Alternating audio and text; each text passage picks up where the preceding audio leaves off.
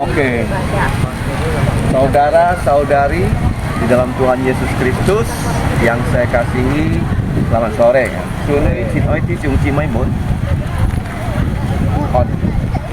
Kita akan memuji Tuhan dengan pujian KPPK nomor 88. Dunia gemar dan soraklah. Nomor 88.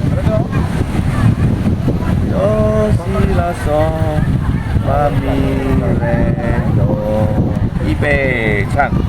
Dunia gemar dan soraklah, Rajamu lahirlah, berikanku kepadanya, bersama nyanyilah, bersama nyanyilah, bersama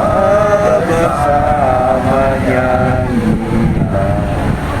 Dunia gemar dan nyanyilah, Tuhanmu bertahta, bumi laut gunung lembah, bersoraklah terus, bersoraklah terus, bersoraklah terus.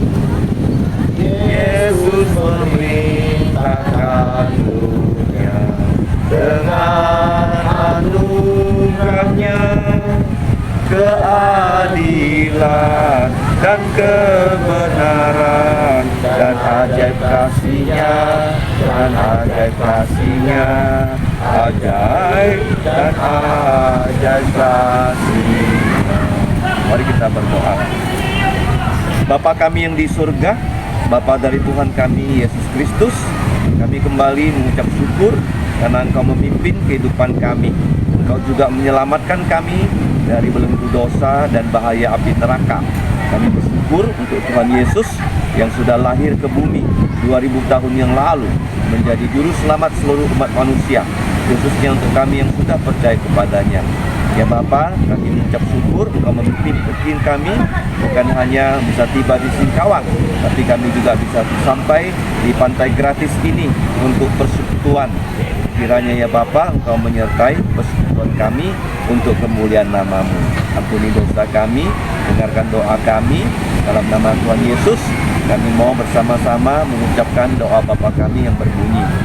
Bapa kami yang di surga, dikuduskanlah nama-Mu, datanglah kerajaan-Mu, dilaksanakanlah kehendak-Mu seperti di surga. Berikanlah kami pada hari ini makanan harian kami, dan ampunilah kami akan kesalahan kami, seperti kami juga mengampuni orang yang bersalah kepada kami. Dan janganlah membawa kami ke dalam pencobaan, tetapi lepaskan kami dari yang jahat, karena Engkau-lah yang punya kerajaan dan kuasa dan kemuliaan sampai selama-lamanya. Amin. Sika cai chonga sintan ko ya. Kita menyanyi lagi ya pujian Natal di nomor 101. Dahulu di kota Daud. Dahulu di kota Daud. 101. Dahulu di kota Daud. 101. 1, 2, 3. Dahulu di kota Daud, satu jalan yang rendah, sampai dipadukannya di palungan yang hina. Maria lahirnya, Sang Kristus bayi mulia, Dia yang turun dari sorga, Allah yang maha mulia, berdiam di kandang hina, berbaring di palungan, rela rendahkan diri, jadi sobat manusia, tak lagi tinggal di kandang, tak dapat kelak ku kan jumpa Dia di sisi kanan Bapa, sekitar tahta Bapa, berjubah putih mulia. Lagu yang terakhir sebelum kita mendengarkan firman Tuhan, kita akan menyanyi yang di depan. Nomor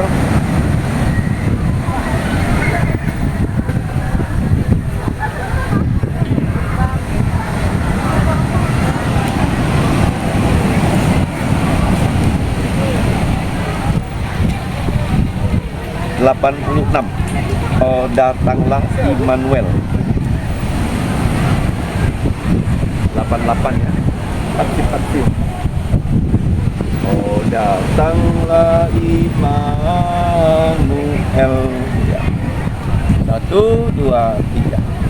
Oh, datanglah Immanuel, tebus umatku Israel, yang dalam berkeluh kesah menantikan pertolongan.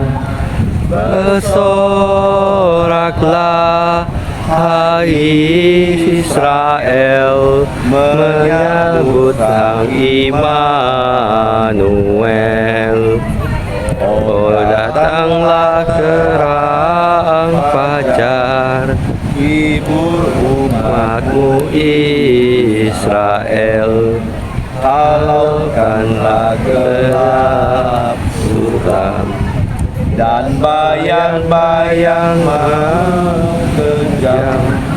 Bersoraklah hai Israel, menyambut Sang Immanuel.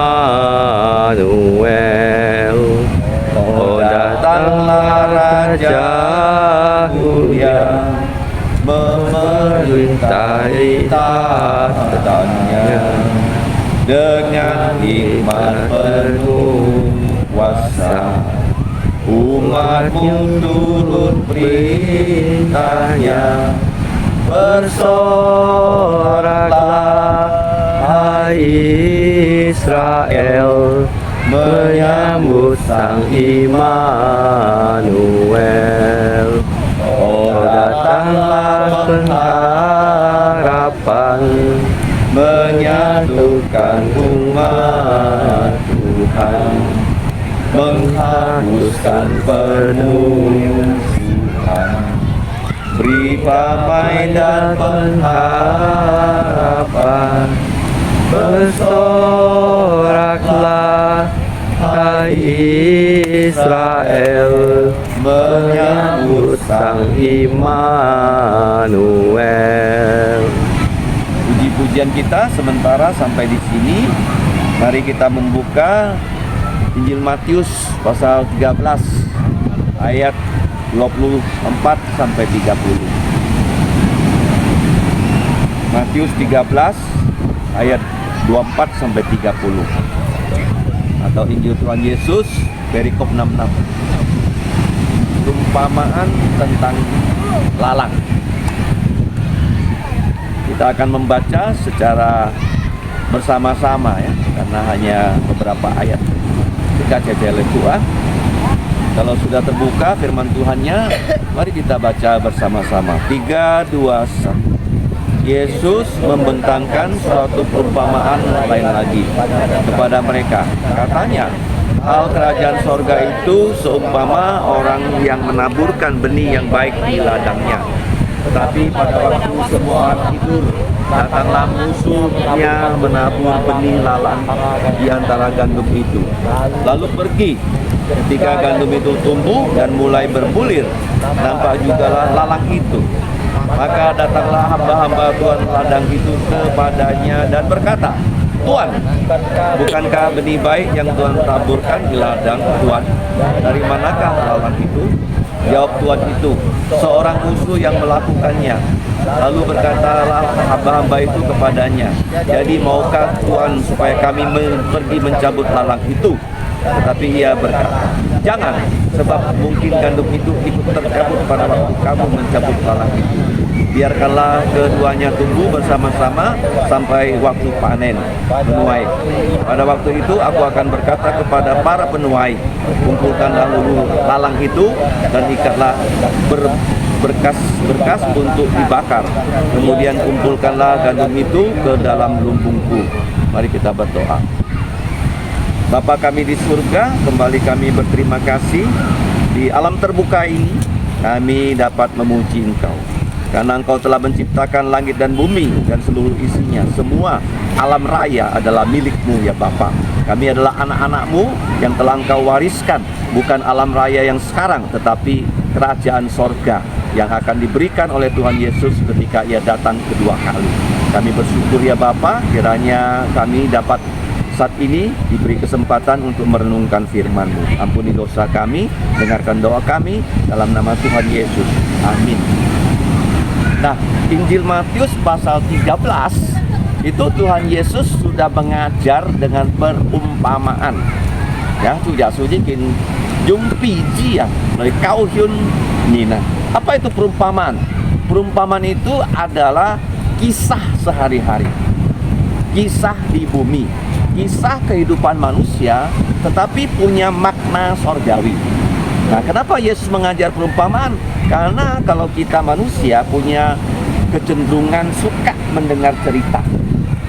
Zaman dulu tidak ada TV, tidak ada film, yang ada adalah cerita. Jadi manusia suka sekali mendengarkan cerita, dan dengan cerita-cerita yang didengar, Tuhan Yesus ingin kita jangan melupakan ceritanya itu apa, tetapi makna rohaninya yang penting. Nah, di Alkitab dalam Perjanjian Baru, khususnya di dalam kitab Injil Matius ya sampai ya Injil Lukas, itu ada 40 perumpamaan. Ada berapa? 40 ya. Ada tentang yang pertama itu Allah itu baik. Yang kedua, kelompok kedua, bagaimana kebaikan Allah itu dinyatakan oleh seorang pria Samaria yang baik. Kemudian perumpamaan kelompok berikutnya tentang hikmat Allah. Dan kelompok berikutnya bagaimana manusia menjalankan hikmat Allah.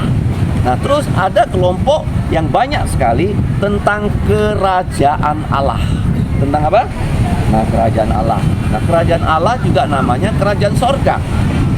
Kemudian yang terakhir tentang apa? Allah itu adalah hakim. Dan yang ketujuh, Allah itu bagaimana dia mau mendengarkan doa kita, juga dia mengajar dengan perumpamaan. Jadi dapat dikelompokkan menjadi 7 kelompok. Nah, kali ini kita bertemu dengan perumpamaan yang mengajarkan tentang kerajaan sorga, kerajaan Allah. Kenapa disebut kerajaan?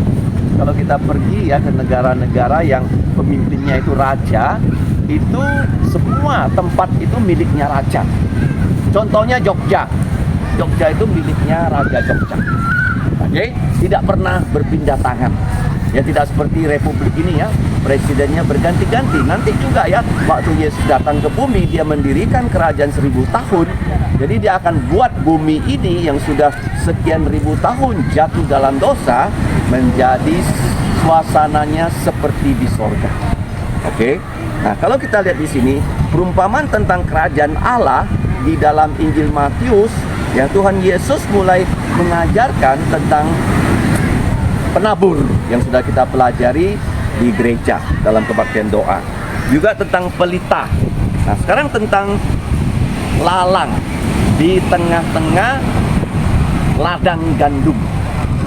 Nah, kalau kita baca bahasa Indonesia, kita menemukan kata lalang. Biasa ya, di Indonesia banyak lalang. Tetapi kalau gandum di Indonesia tidak pernah didengarkan orang menanam gandum. Kita menanam padi. Ya, kalau gandum itu bukan menguning, tapi gandum kalau siap panen dia memutih. Memutih ya. Nah, Jadi kalau saya kasih mak kan hak kan. Nah sekarang kalau kita lihat ya, Tuhan punya ladang. Jadi ladang itu harus ditabur dengan gandum. Nah di Israel tanahnya itu kalau tanah lapang begini ya, dia tanami gandum. Kalau tanahnya berbukit, dia tanami apa tahu kamu? Anggur. Anggur ya. Kalau di atas bukit, dia tanamin apa? Zaitun. Paham ya? 3 tanaman yang penting sekali ya. Gandum untuk makanan pokok, untuk dibuat roti. Ya, anggur bagus ya, buah yang sangat banyak vitamin dan antioksidan. Ya, yang kita pakai untuk perjamuan kudus. Kemudian di atas gunung ya ditanami pohon zaitun. Nah, pohon zaitun ini pohon yang paling tua di dunia loh. Kalau kamu ditanya ya, makhluk hidup apa yang paling tua di dunia ini? Apa? Manusia? Bukan. Binatang? Bukan. Pohon. Ya, pohon itu bisa mencapai ratusan tahun. Kalau kamu ke Amerika ya ada pohon besar sekali loh. Diameternya tuh lebih dari 5 meter dan usianya sudah lebih dari 100 tahun. Tapi kalau kamu ke Yerusalem di Taman Getsemani, itu tempat Yesus berdoa, itu ada pohon zaitun yang bentuk pohonnya tuh seperti begini, melinting-melinting. Makanya Yesus di situ bergumul sebelum dia disalib. Dikatakan ya oleh orang yang membawa kita ke Taman Getsemani, pohon zaitun yang ada di Taman Getsemani itu usianya sama. Itu sama dengan pohon yang Yesus berdoa ada di situ.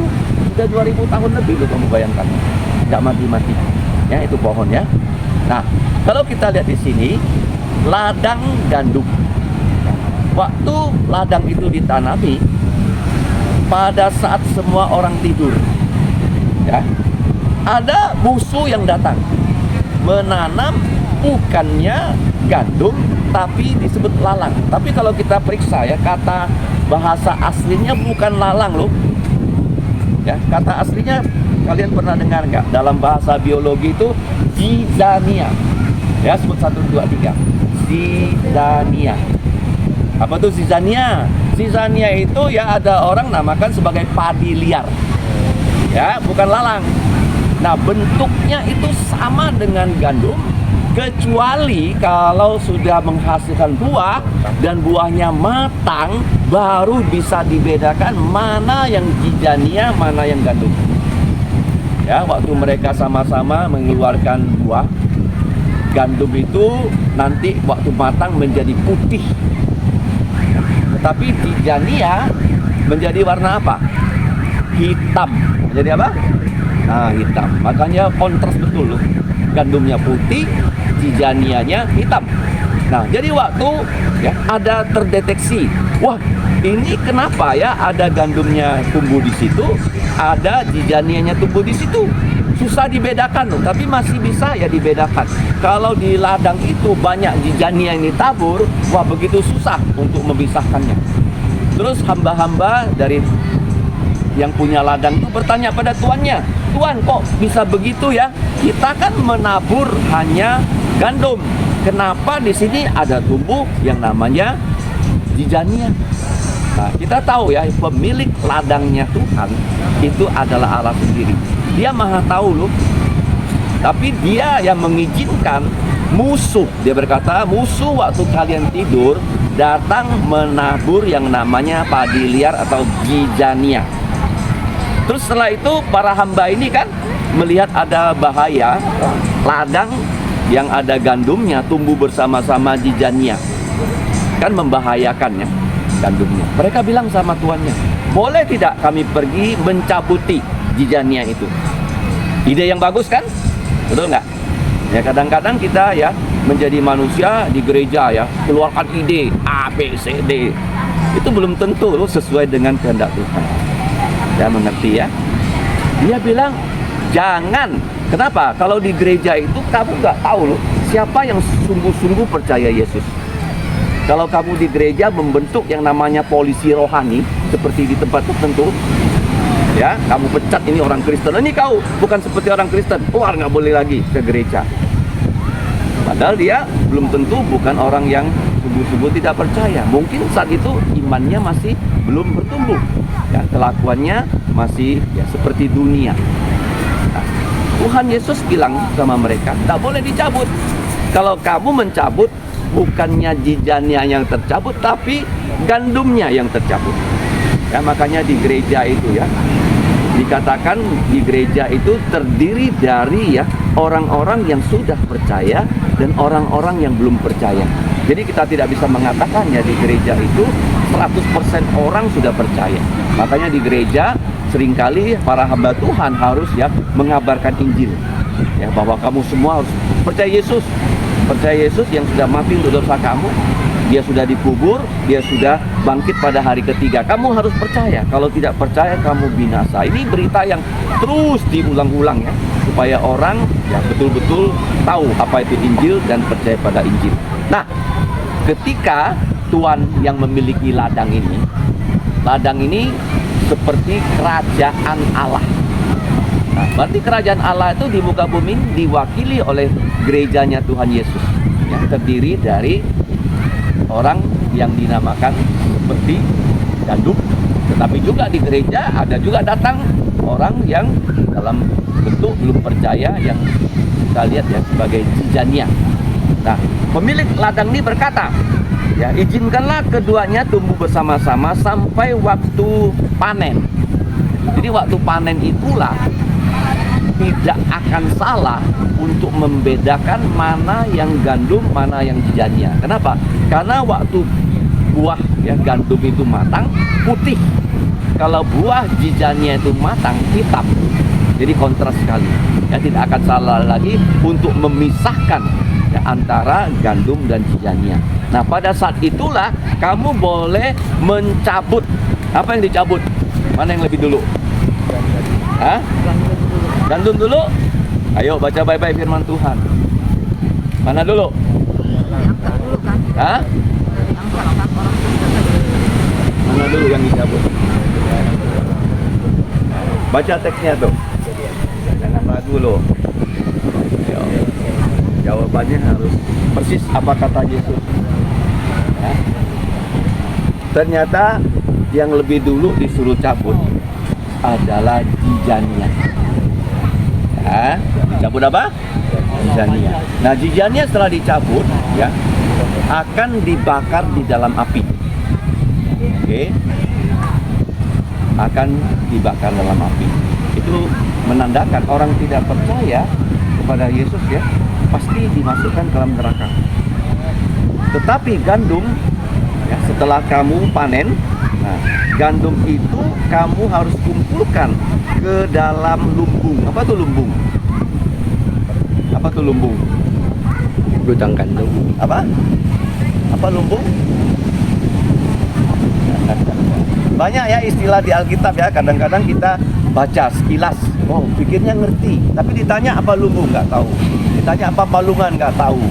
Nah, nggak boleh ya. Apa lumbung? Hah?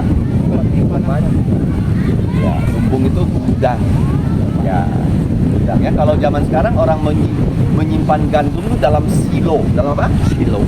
Silo. Kamu sekarang kalau lihat ya pada saat perang Ukraina, apa yang paling banyak di Ukraina? Gandum. Bagaimana mereka nyimpan? Cek ya di Google ya, di YouTube ya. Nah, jadi dikumpulkan di situ supaya nanti ya bisa dipakai. Nah, kenapa kita itu disamakan dengan gandum? Yang tidak percaya disamakan dengan jijania. Karena ada kontras. Walaupun di gereja sekarang ini ya Tuhan tidak meminta kita untuk membuang ya, mereka yang kita anggap tidak percaya Yesus, tidak boleh. Nah, di gereja itu kita harus panjang sabar ya sampai orang itu kemungkinan ya sampai dia mati dia baru bertobat loh. Makanya kita melayani di gereja menghadapi bermacam-macam manusia ya yang cacat sosial ada datang. Nah, kalau kamu jadi hamba Tuhan, kamu cepat ya marah sama orang, bertengkar sama orang, berkelahi sama orang, bahaya sekali. Ya, kita harus ya melihat ya, keadaan gereja zaman sekarang. Kemarin saya baru melayani di Siantan. Penginjil Ajin berkata di Siantan ada orang buta. ada orang bisu, ada orang timpang, dan ada yang mantan mucikari. Nah itu setan ya, mantan pemakai obat-obatan ya dalam. Jadi kita berharap ya orang-orang, kamu coba bayangkan orang bisu kan, dia nggak bisa dengar, dia nggak bisa ngomong, gimana dia percaya Yesus? Ya kan? Betul nggak? Ini suatu keajaiban loh, orang yang bisu bisa percaya Yesus. Nah, orang buta bisa nggak percaya Yesus? Ada buktinya nggak? Di Hanura dulu ada ya seorang ayi, dia buta, tapi sekarang dia sudah pulang ke surga. Dia tiap kali datang duduk di belakang, dia mendengarkan firman, digonceng gitu oleh para hamba Tuhan. Dia sering mendengarkan suara saya, dia tidak pernah lihat muka saya. Begitu saya salam sama dia, saya bilang Aji, ya, Song Dicuk Funi. Dia tahu loh nama saya loh. Ya, kontrol. Ya kan, dia nggak pernah lihat muka saya sampai sekarang. Kapan dia lihat muka kita? Waktu kita ketemu di surga loh. Makanya waktu kita melayani di gereja, kita harus betul-betul tahu orang yang kita layani benar-benar sudah percaya. Oke. Nah, sekarang orang bisu itu ya, yang orang tidak bisa dengar, tidak bisa ngomong, kita juga berharap dia sudah percaya. Nah, saya pernah mendengarkan di Kuala Lumpur, gereja BP, mereka ada kebaktian untuk orang bisu. Ayo, tantangannya gimana caranya? Jadi kalau saya khotbah, kalau saya nyanyi, bisa nggak? Siapa yang paling punya gini orangnya? Stasiun TV. Kalau saya mau dirikan stasiun TV, saya harus punya orang yang begini-gini. Atau saya jadi presiden Indonesia. Di belakang saya, waktu saya ngomong, ada orang gini-gini. Di debat kemarin, Capres ada kan? Nah, gereja kenapa nggak ada? Malas. Gereja apa? Malas. Makanya di gereja pelayanan harus banyak macam. Ya, supaya semua orang bisa mendengarkan firman. Kita berdoa ya, kalau di gereja kita diizinkan satu saat ya, kita bukan hanya melayani orang buta, ya, orang bisu ini. Ya, kalian belajarlah yang mudah bahasa bisu kan. Jangan hanya belajar bahasa Mandarin. Ya, Mawar ya. Bahasa apa? Bisu. Nanti tiba-tiba datang orang bisu, kamu bisa cerita tentang Yesus kepada dia. Ini bukan main-main loh. Ya, berarti ya. Jadi inilah ya pelajaran kita hari ini, bahwa kerajaan Allah terdiri dari begitu banyak orang, tapi orang harus percaya Tuhan Yesus, baru dia bisa diampuni dosanya dan dia mendapatkan keselamatan abadi. Ya, jadi hari ini kita belajar umpamaan tentang bukan lalang, tapi namanya apa? Zizania, ya, padi yang liar, ya, bentuknya mirip dengan gandum. Tapi bedanya pasti bisa dibedakan waktu gandum buahnya sudah matang, zizania buahnya sudah matang. Gandum itu warnanya putih, zizania warnanya hitam. Zizania itu dipanen dulu. Siapa yang memanen dulu? Bukan dipanen untuk disimpan, untuk dibakar. Malaikat yang nanti yang akan bertugas ya menangkap, ya menghukum ya orang yang berdosa itu bukan kita, adalah malaikat. Mereka tidak pernah melakukan kesalahan, yang mengeksekusi penghakiman dari Allah. Sedangkan kita akan diselamatkan. Mari kita berdoa. Bapa, kami bersyukur di pantai yang sejuk, angin laut bertiup, kami menghirup udara bercampur dengan partikel-partikel garam yang bisa menyehatkan paru-paru kami. Kami selain bisa memuji nama-Mu, kami juga dapat belajar firman tentang kerajaan-Mu, tentang kerajaan sorga, di mana pada saat Yesus datang kedua kali, Dia akan membuat bumi ini seperti surga di dalam kerajaan 1000 tahun. Bapa di sorga, kami bersyukur bahwa kami bisa percaya Yesus. Kerajaan sorga itu sudah hadir dalam kehidupan kami, karena Yesus sudah menjadi Raja di dalam kehidupan kami. Kami bersyukur juga kami diberi kesempatan untuk melayani Engkau. Kiranya melalui kami banyak orang bisa masuk dalam kerajaan sorga karena mereka mendengarkan Injil dan percaya Tuhan Yesus. Kami serahkan persekutuan kami ini Bapa ke dalam pimpinan Engkau. Bukan hanya nanti kami akan bermain, tapi kami juga akan berfoto bersama.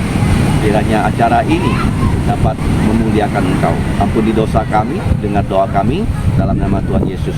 Amin. Kita menyanyi ya pujian terakhir. Kita chong kok.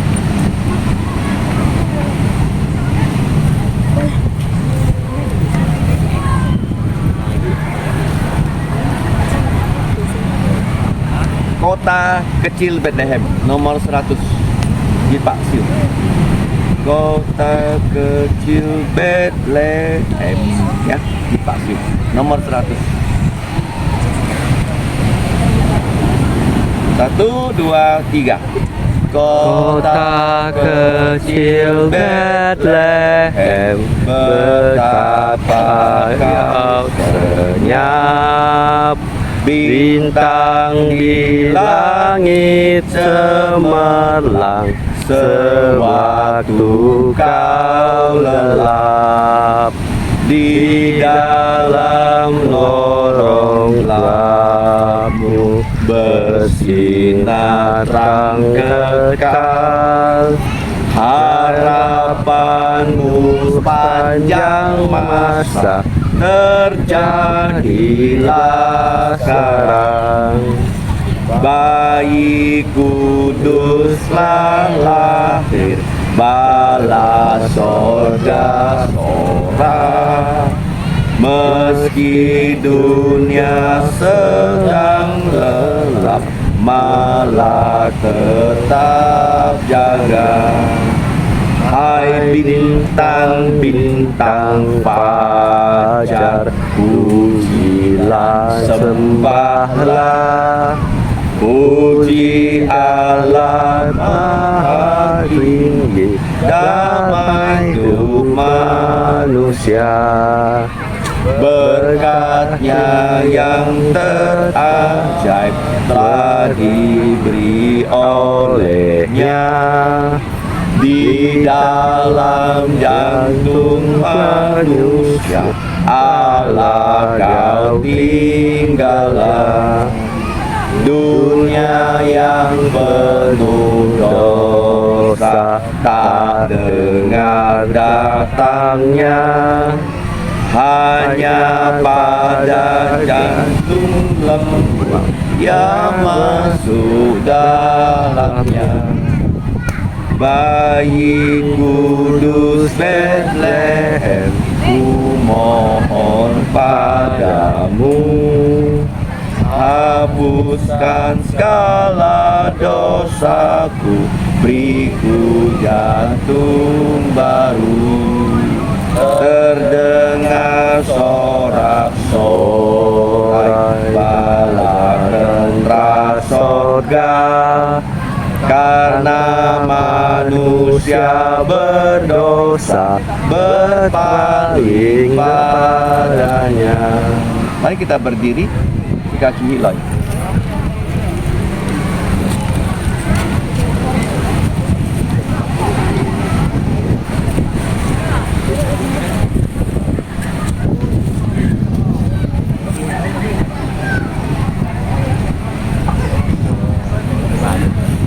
Kita akan berdoa dengan doa berkat ya. Kiranya anugerah dari Tuhan kita Yesus Kristus dan kasih dari Allah Bapa, bahkan persekutuan dalam Roh Kudus menyertai kita semua, mulai dari sekarang sampai selama-lamanya. Amin. Amin. Kita nyanyikan amin. Amin. Amin. Amin.